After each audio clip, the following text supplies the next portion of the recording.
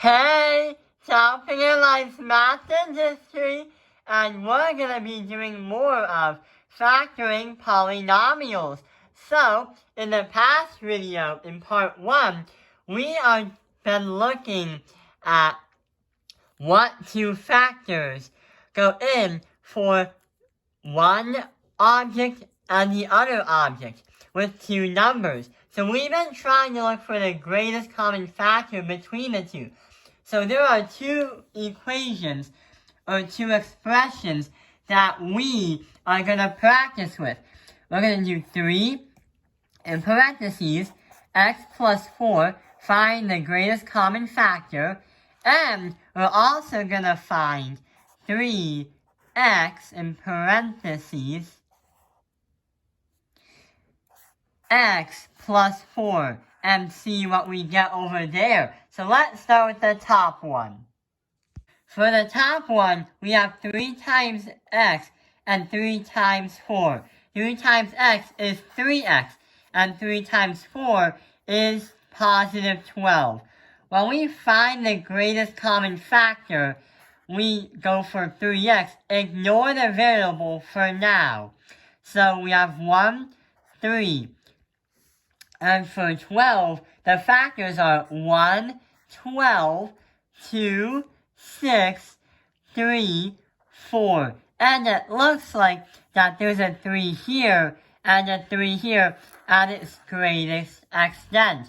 So what we're going to put right down on the bottom is 3 on the bottom, because that's the greatest common factor between the two objects.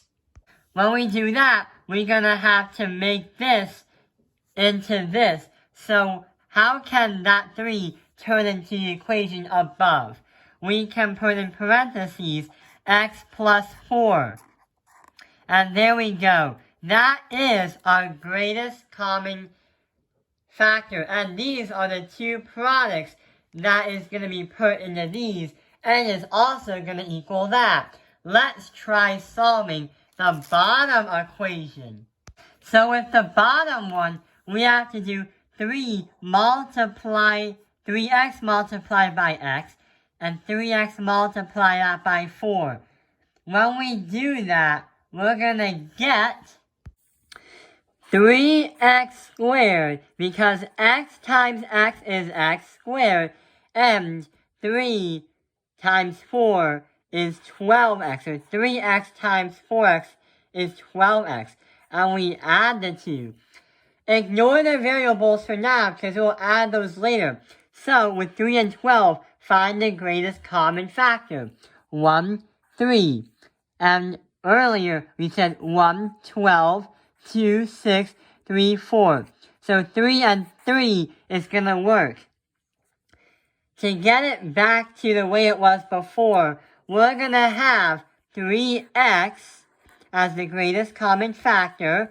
To get it back to normal, we have to write parentheses x plus 4. And there's a pattern that we're looking at, is every time we try to find the greatest common factor and the two numbers that make this kind of equation or expression is always going to have the exact same expression.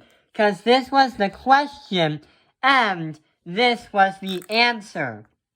This was the question and that was the answer. So what we want to try and learn is every time we are looking for a greatest common factor in an expression for polynomials, it will always be the exact same expression for the answers. I hope this video has helped you. Thank you for watching Taoping Airlines Math Industry. Like and subscribe.